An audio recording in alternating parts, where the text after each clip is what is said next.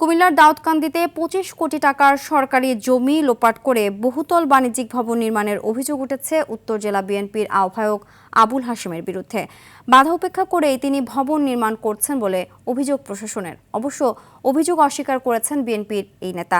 কুমিল্লা উত্তর প্রতিনিধি আবুল খায়রের পাঠানো তথ্যচিত্রে আরও জানাচ্ছেন সুলাইমান কবির।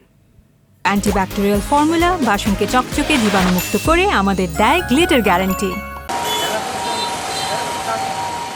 কুমিল্লার দাউদকান্দি উপজেলার গৌরীপুর বাজারে নয়াগাঁও মৌজা ৪৭২ দাগের জমিটি সরকারি খাস খতিয়ানভুক্ত।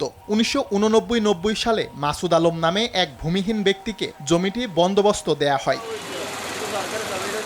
সেই জমি জালিয়াতি করে নিজের নামে রেজিস্ট্রি করে নেয়ার অভিযোগ উঠেছে কুমিল্লা উত্তর জেলা বিএনপির আহ্বায়ক আবুল হাশেমের বিরুদ্ধে। সম্প্রতি প্রশাসনের বাধা উপেক্ষা করে ১০% এ জমিটিতে ভবন নির্মাণ শুরু করেন তিনি। এরই মধ্যে শেষ হয়েছে তৃতীয় তলার ছাদ ঢালাইও। এখনো আছে সরকারের জায়গা, এই যে এখানে যে সরকারের কাছে আছে এর পুরোটা রাস্তা এখানে অবৈধ খাইতেছে। বেশি দিন হয়েছে না, মাস ২ মাস হয় কাজটা ধরছে যে আগাম ৪ মিনিট আর কি।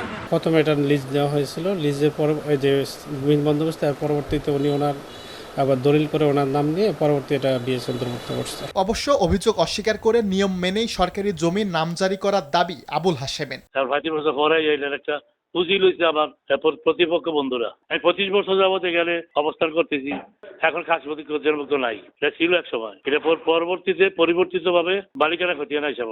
এদিকে নিষেধাজ্ঞা সত্ত্বেও নির্মাণ কাজ চলমান রাখায় আদালতে শরণাপন্ন হওয়ার কথা জানিয়েছে প্রশাসন। ভূমিহীনকে লিজ দেওয়া হয়েছে, এটা ভূমিহীনের জন্য।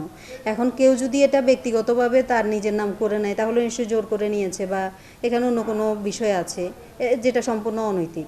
মামলা দায়ের করার জন্য আমাদের গত ২ জুলাই ৮৩ নম্বর স্মারকে আমাদের কিন্তু সরকারি কৌশলী মহোদয় আছে, যিনি আমাদের সরকারের পক্ষে মামলা পরিচালনা করেন, তার কাছে দেখা হয়েছে। আমরা আশা করছি অতি দ্রুত মামলা দায়ের হয়ে যাবে। ধন্যবাদ। রাজনৈতিক পরিচয় না দেখে ২৫ কোটি টাকা মূল্যের এ জমি প্রকৃত ভূমিহীনকে ফিরিয়ে দেবে প্রশাসন, এমনটাই প্রত্যাশা স্থানীয়দের। সুলাইমান কবির, RTV।